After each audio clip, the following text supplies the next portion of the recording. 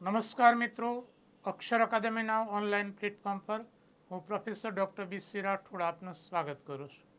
મિત્રો, અંગ્રેજી વ્યાકરણની કચાશ દૂર કરવા માટે અને સ્પર્ધાત્મક પરીક્ષામાં સારો દેખાવ થાય એટલા માટે આપણે અંગ્રેજી ગ્રામરના જે નિયમો છે એ જોઈએ છે.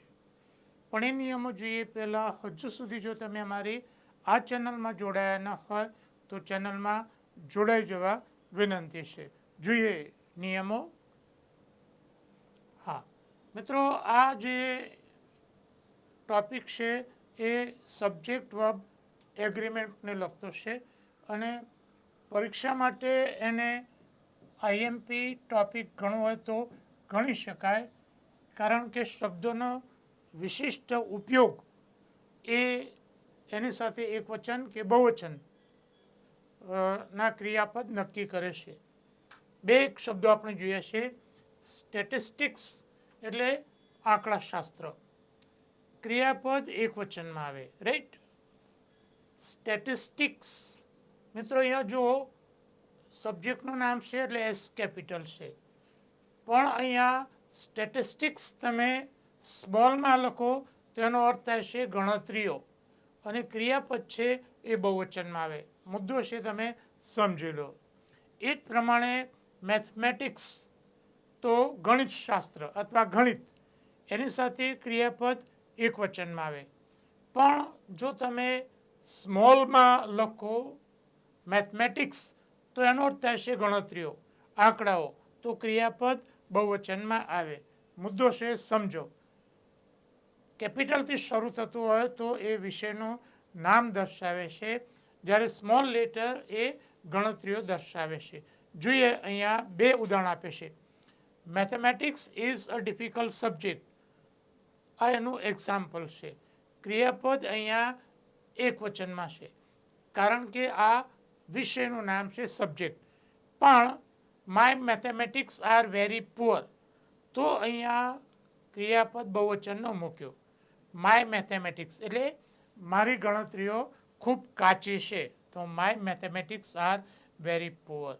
ધ્યાનમાં રાખો, પરીક્ષામાં ટ્વિસ્ટ કરીને તમને પૂછી શકે તો તમારો જવાબ સાચો હોવો જોઈએ. જોઈના પછીનો નિયમ. હા, અહીંયા જે મુદ્દો છે એ વર્બ અંગેનો છે, ક્રિયાપદ અંગેનો.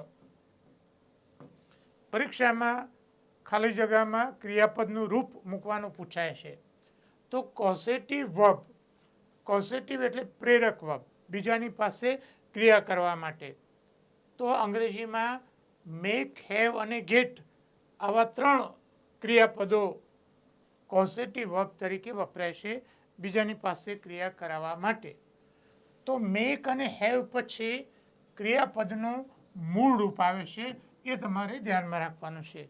અને ત્રીજો મુદ્દો એ છે કે જો ગેટ હોય તો એના પછી ટુ ઇન્ફિનિટિવ આવે છે.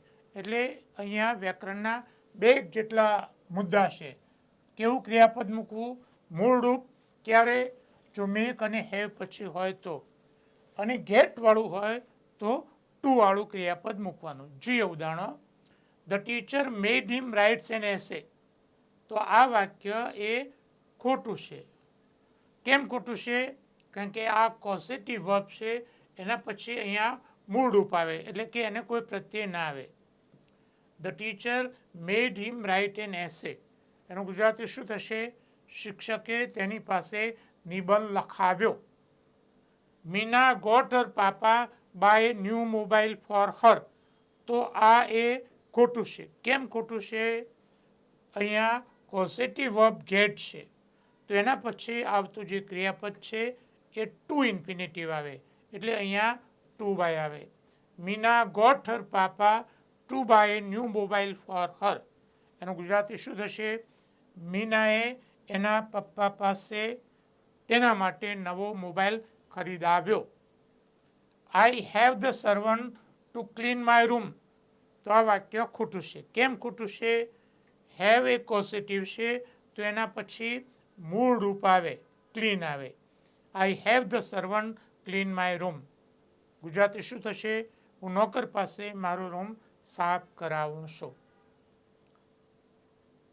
પરીક્ષાની તૈયારી માટે વ્યાકરણના અમારા જે પુસ્તકો છે, comprehensive English grammar and composition, golden rules of English grammar.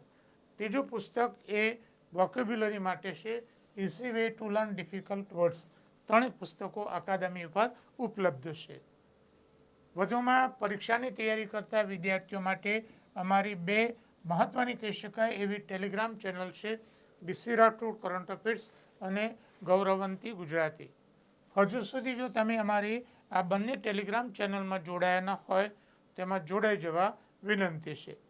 વધુમાં અમે અમારું મેટર ઇન્સ્ટાગ્રામ અને ટ્વિટર ઉપર શેર કરીએ છીએ, તો અમારા બંને પ્લેટફોર્મને ફોલો કરવા વિનંતી છે. વધુમાં આજનો આ વિડીયો આપને પસંદ આવ્યો હોય તો એને લાઈક કરીને શેર કરવાનું ભૂલતા નહીં. અને હજુ સુધી જો તમે અમારી આ ચેનલને સબસ્ક્રાઈબ કરી નથી તો એને સબસ્ક્રાઈબ કરી દેશો અને બેલ આઇકોનને ચાલુ કરવાનું ભૂલતા નહીં.